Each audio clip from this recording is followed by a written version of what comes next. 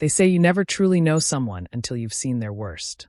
I thought I knew Sarah, my wife of 12 years, the woman who could turn the mundane into something magical.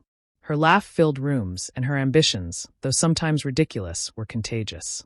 But there's a fine line between ambition and recklessness, and I was about to learn just how far Sarah was willing to cross it. It started with the debt I knew nothing about. She never mentioned it, and I never thought to ask. We shared a home, a son, a life, but not everything, apparently. Not our financial troubles. I was the cautious one, always budgeting, ensuring there was enough for Noah's school fees, our bills, and our future. Sarah, on the other hand, believed in living for today. And live she did. Now, I'm not here to make Sarah the villain, at least not entirely. She had dreams, and I respected them. But when those dreams demanded $220,000 we didn't have, the least I expected was a conversation. Instead, she went behind my back, took out a loan, and left me with a financial bomb ticking in my lap. The day she left, everything unraveled. I woke to find her suitcase gone, along with my peace of mind. Noah was still asleep, blissfully unaware of the chaos waiting to greet me. On the kitchen table, a note lay in her familiar loopy handwriting. I need to follow my heart. Handle the debt, Jacob. It's yours now.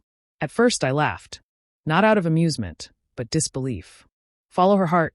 Was her heart on a yacht somewhere sipping margaritas? Because mine was drowning in a financial nightmare I never saw coming. And then there was Noah. How do you explain to your 10-year-old son that his mother has abandoned him? You don't. Not at first.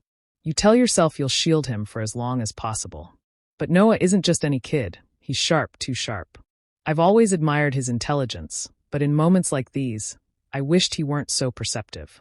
The house felt emptier without Sarah, not just physically, but emotionally.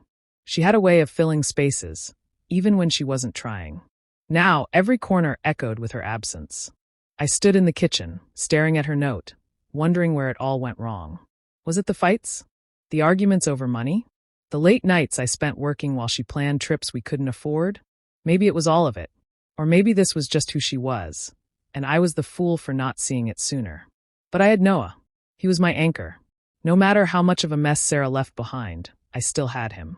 And so, I folded the note, slipped it into my pocket, and made a silent vow. Sarah's choices wouldn't define the life we built moving forward. Of course, that was easier said than done. The cracks in our foundation were already spreading. I hadn't even begun to understand the full extent of the damage, yet the weight of it was already pressing down on me. Still, there was one thing Sarah couldn't take from me, my resolve. Looking back now, I wonder if Sarah ever truly understood what she was leaving behind. Not just me, but Noah too. Did she think we'd be fine without her? Did she care? Maybe I'll never know. But as I stood in that kitchen, staring out the window at an uncertain future, one thing was clear. She had made her choice.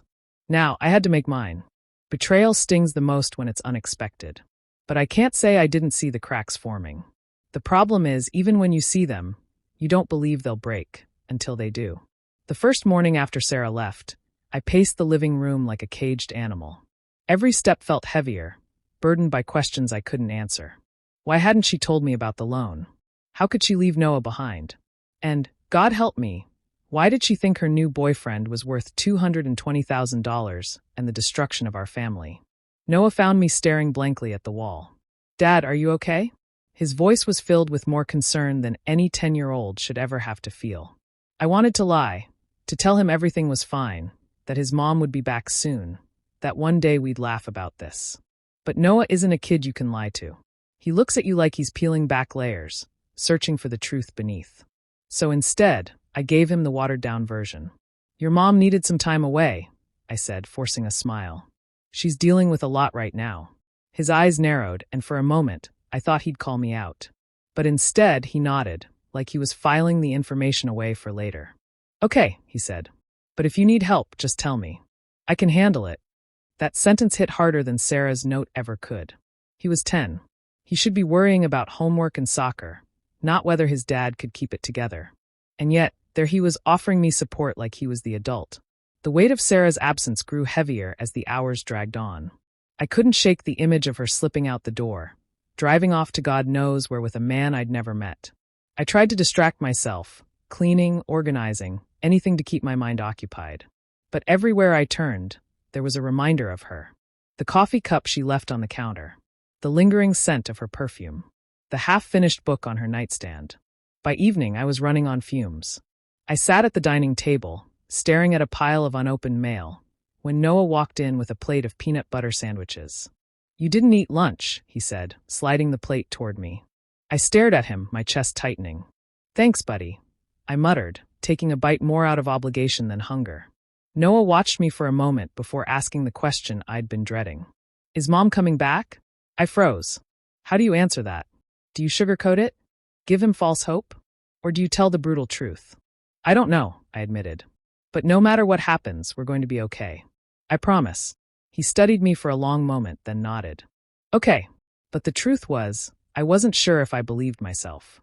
You'd think discovering your wife ran off with another man would be enough of a gut punch. But Sarah had a way of making her betrayal cut deeper. The next day, the first real crack in her plan appeared. A letter in the mail, stamped with bold red letters. Final notice. My stomach dropped as I opened it. A demand for $20,000. Sarah's name was at the top, but our home address was listed, and the fine print made it clear. Failure to pay would affect both of us. I read it 3 times, hoping the words would change. They didn't. She had lied. She had stolen. And now, I was left holding the wreckage. I sat at the kitchen table, my head in my hands, trying to process it all when Noah walked in. "Hey, Dad, I found this article about robotics. You'll love it." His enthusiasm was infectious, but I could barely muster a smile. "Sure, buddy," I said, shoving the letter aside. "We'll check it out later." But later never came. Instead, I spent the evening digging through Sarah's things, searching for answers. And then I found it, the loan agreement. $220,000. Signed 6 months ago. Co-signed by. I froze. My name. Sarah had forged my signature. A cold chill ran through me. This wasn't just irresponsibility. This was fraud. I felt sick. My hands trembled as I shoved the paper back into the drawer, as if I could bury the truth along with it. But the truth was already here. And there was no escaping it now.